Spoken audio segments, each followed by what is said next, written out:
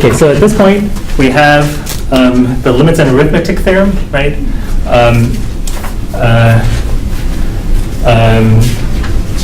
Right, which allows us to combine limits, right? If you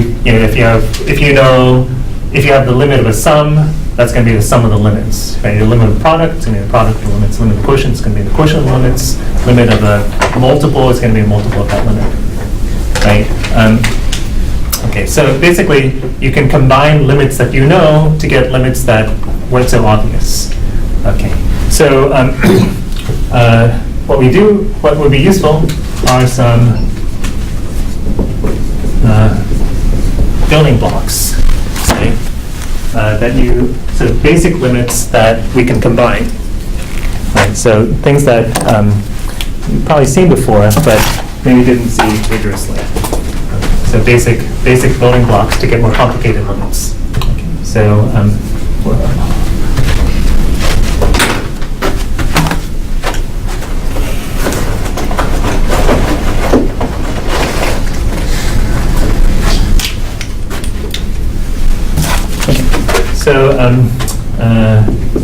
the first limit we're going to deal with is this one, the limit of 1 over n to the p as n goes to infinity is 0 for any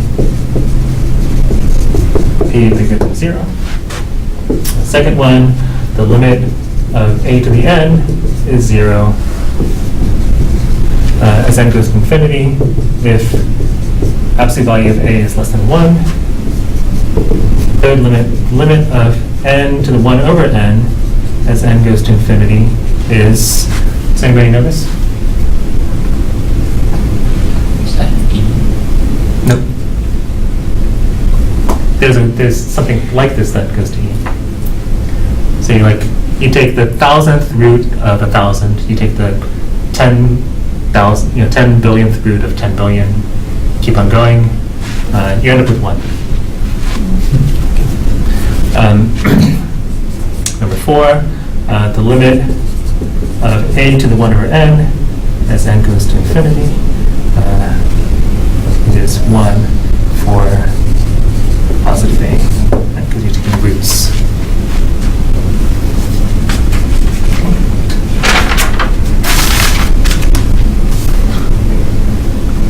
Okay, so here's some basic things, and you can, they show up in your homework. You put them together in more complicated limits. Okay. That's not the interesting part. The interesting part is proving these things. So let's prove the basic limits. Okay. So number 1, right? You think, what do we need to show? We want to show that given any epsilon, there exists an n such that past that n, the distance between 1 over n to the p and 0 is smaller than epsilon.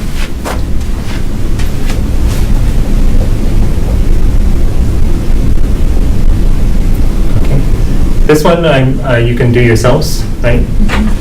Right? You just say, well, look, that's the same thing as saying that 1 over n to the p is less than epsilon, because these guys are positive, right? Because the thing here is positive.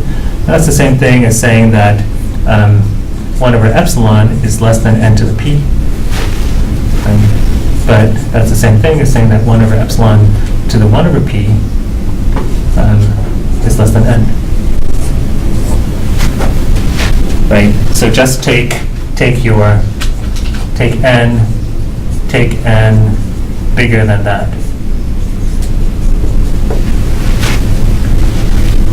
Right, so this is a simple one.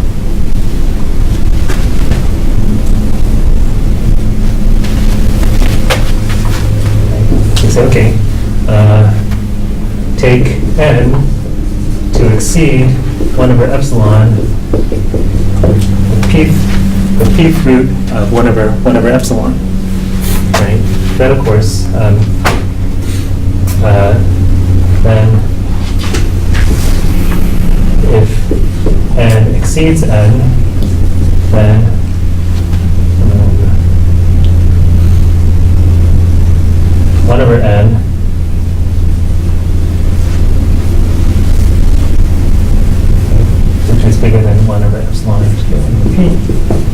then you know that 1 over n is smaller than epsilon to the 1 over p. And so 1 over n to the p is smaller than epsilon. But that tells you that the distance between 1 over n to the p and 0 is less than epsilon. So it's simple. This one we could have done for homework. Or an exam problem. Right? This would be easy.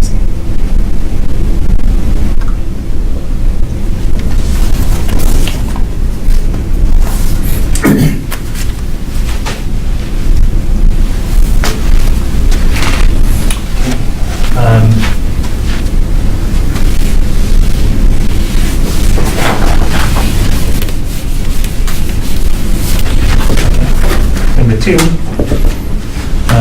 we have the absolute value of a is less than 1, and we want to show that the limit of a to the n as n goes to infinity is 0. Right? Something you probably did on your calculators when you were a kid. Right? You took some number smaller than 1 and multiplied it up to 0. Or, I don't know.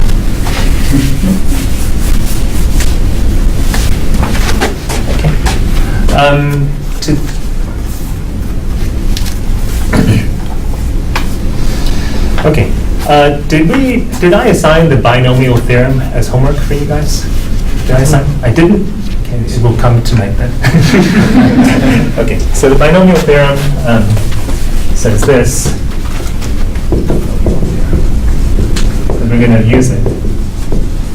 Binomial theorem says this. So remember this notation, n choose k, right, is n factorial. So n and k are natural numbers. Or at least they're 0, 1, 2. They're non-negative integers. Okay. N choose k is n factorial over k factorial times n minus k factorial.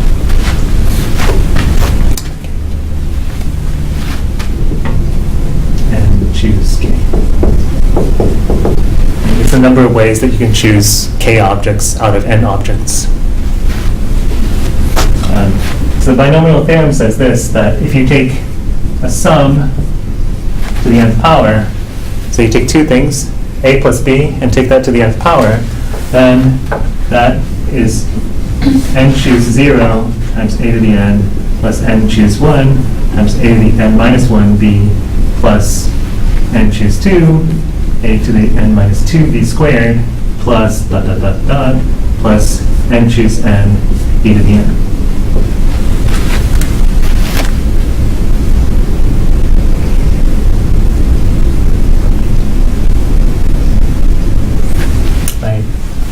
I'm pretty sure, I expect that you've seen this sort of thing before in high school or something, right? That x plus y, squared is, right, x squared plus 2xy plus y squared. X plus y cubed is x cubed plus 3x squared y plus 3xy squared plus y cubed, right, et cetera, right? Pascal's triangle, right? Pascal's triangle, right? You got 1, 2, 1, 1, 3, 3, 1. Right? The numbers from Pascal's triangle can be expressed in terms of this choose relationship. Okay. So right. So this turns out to be, this turns out to be a to the n plus n a to the n minus 1b plus n minus 1 over 2. A n minus 2b squared plus dot dot dot plus b.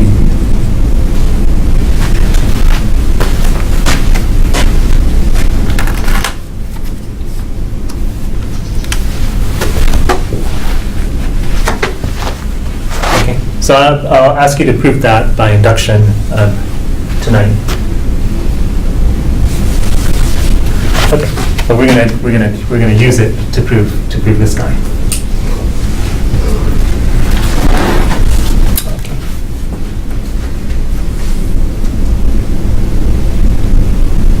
Okay, so we want to show that the limit of a sub n is 0 as n goes to infinity. A is kind of a dumb without loss of generality. Without loss of generality, a is not equal to 0. certainly we can do that, because if a is equal to 0, then we're done.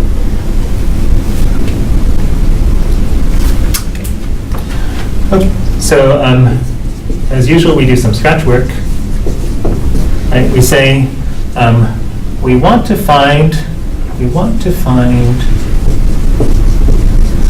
an n such that if we exceed that n, then this thing is within epsilon of 0. Right? Okay. And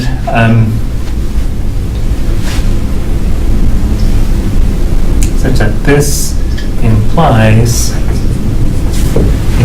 this. Right? Okay. And we do something that will allow us to bring in the binomial theorem, which is let's express the absolute value of a as 1 over 1 plus b, where for some b bigger than 0, right? Because the absolute value of a is some number between 0 and 1, right? The absolute value of a is some number, it's bigger than 0 and it's smaller than 1, and so we can express it like this, right? It's going to be 1 over 1 plus some tiny number, maybe. Sorry, could you repeat that one more time? Why did you express it as 1 over 1 plus? You'll see why. You'll see how we use it. But this a, the absolute value of a lies between 0 and 1. Okay. Right. So we can express it like this. Okay. How would A end up as a negative number? Oh, you're saying the absolute value of A? Yeah. Yeah. Okay. Okay. So okay. So now we're going to bring in the binomial theorem. By the binomial theorem, 1 plus b to the n is bigger than 1 plus nb.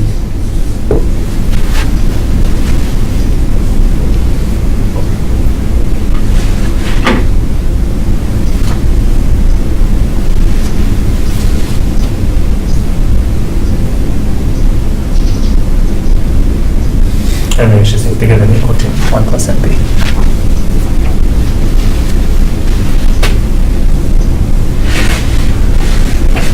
Okay, right, because if you look at the expression here, if I take my a to be 1, right, then I've got this 1 to the n plus nb plus some other terms, right? Okay, so as long as my n is bigger than 2, bigger than 2. Okay. Well, that's strictly bigger than nb, right? And so what you get is that 1 over 1 plus b to the n is less than 1 over nb.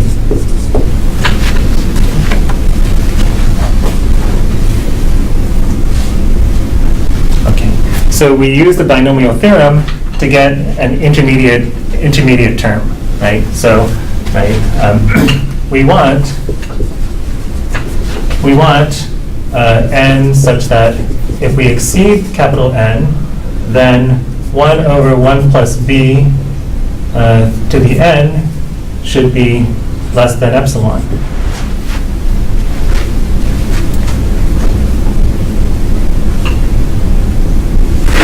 Right? And we say, well, by the binomial theorem, this 1 over 1 plus b to the n is less than 1 over nb.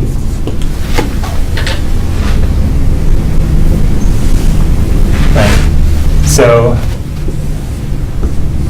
as long as 1 over nb is less than epsilon, we're good. But that's the same thing as saying that n has to exceed 1 over b times epsilon. Right. And so that gives us the n that we're looking for.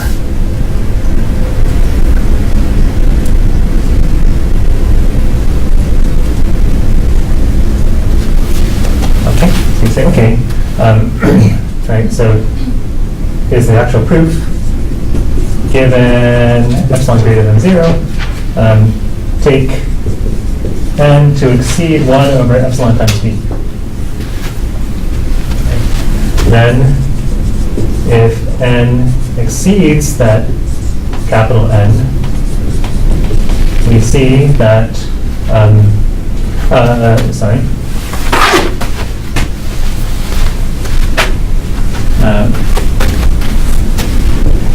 where absolute value A is 1 over 1 plus B.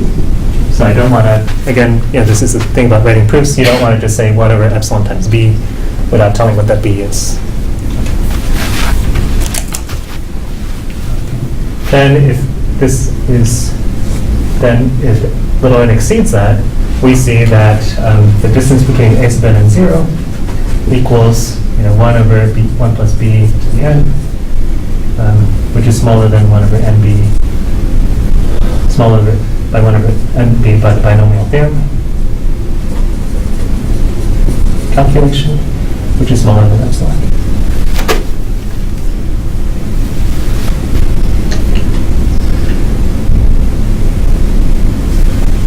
And this will be smaller than b times b epsilon over b, which is epsilon.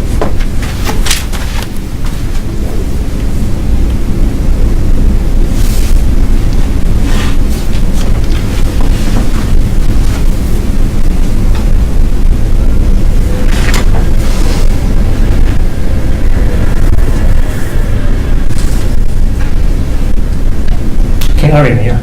I guess that's a general question. In our scratch work, we showed more thoroughly why you could apply the binomial theorem. Yeah, we should, you should write this part out. So if we had that in the scratch work and then didn't say it again in the proof, is that okay, or should we? It's better to write it Okay. in the proof. I mean, it's sort of like, if you put it in, then there's no argument. If you don't put it in, then, if somebody's just looking at the proof, then, then they could say, what is this jump here?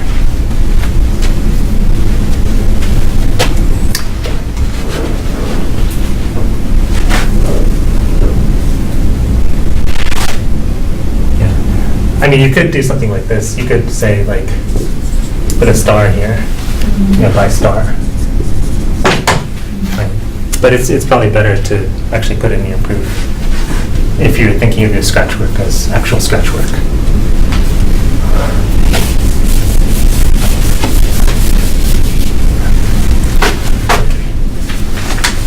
Okay.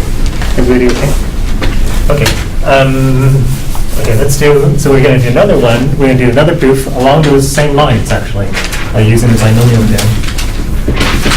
So the limit of n to 1 over n equals 1 as n goes to infinity. Okay, so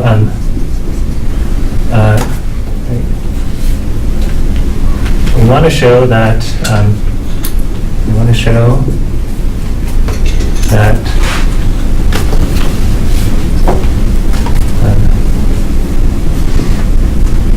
it suffices to show that n to the 1 over n minus 1 goes to 0, of course. Right? That's the same statement. This thing going to 1 is the same thing as this thing going to 0.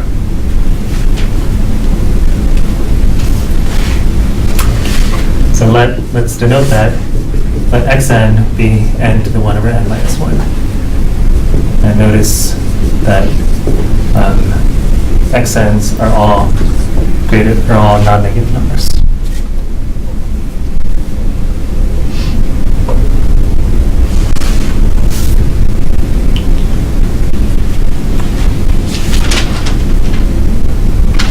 How do we know that they're all non-negative? Well, if xn were less than 0, that would mean that n to the 1 over n minus 1 is less than 0. But that would mean that n is less than, n to the 1 over n is less than 1, right? But that would mean that n, if you take the nth power of both sides, that would mean that n is less than 1. But these n's are, 1 and onwards. Okay, so, yeah.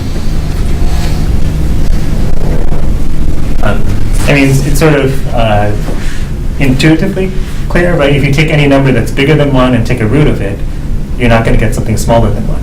Right? Because anything smaller than 1, if you take a power of it, you're not going to get something bigger than 1. Right? No? It's not intuitive for you. It's not intuitive. Okay, well then, if it's not intuitive, then here's the proof. Thank you. That's okay.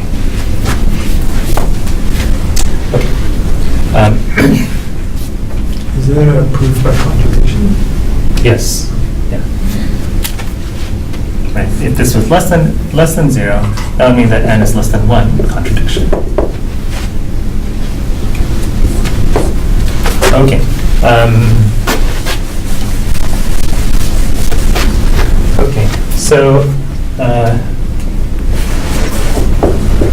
by construction, x plus 1, x of n to the x of n plus 1 to the n is equal to is n.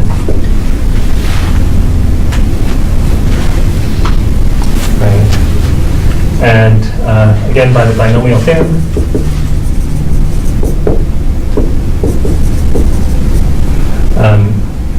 we have this 1 plus x to the n exceeds n minus 1 over 2 times x of n squared. Okay, so I'm going to use the second term, the third term in the binomial expansion. 1 plus x to the n, 1 plus x of n to the n is bigger than this third term here. Okay, and this equals n. Okay, so that tells me that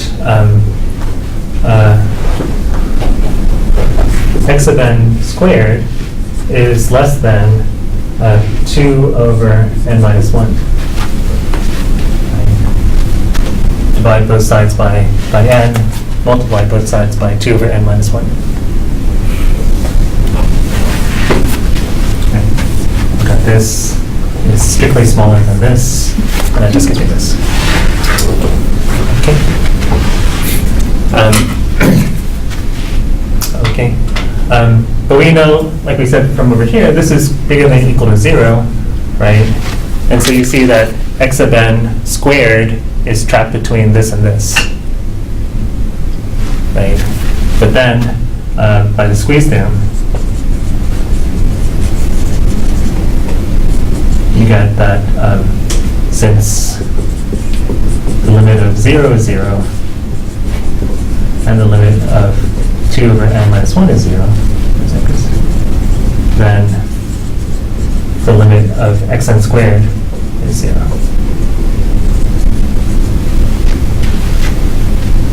Right. But then that means that the limit of x must be 0. X of n must be 0.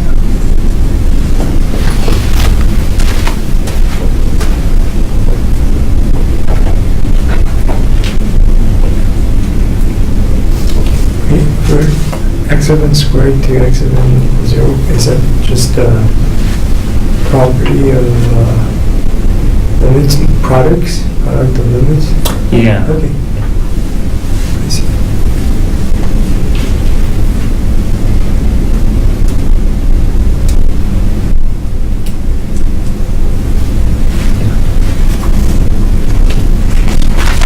Okay. Yeah. Sorry, during the part where we used binomial theorem, why exactly do we know that the third term is going to be less than the first term? So this thing that's here, the whole thing. this thing here is the whole expansion, Yeah, yeah, right? sorry. And what we're saying is that the whole expansion It's exceeds bigger this, than- yeah. exceeds this thing. And we can say it's strictly bigger too because everything else has to be non-zero. Right. Because that's why it's Yeah. Why couldn't we use this? Why couldn't we use this term? What would have happened if we used this term? then we would have gotten n times xn, right? Would that have worked? And x of n is less than n? No, right? That would give us a bound, but that bound doesn't squeeze in like we want it to.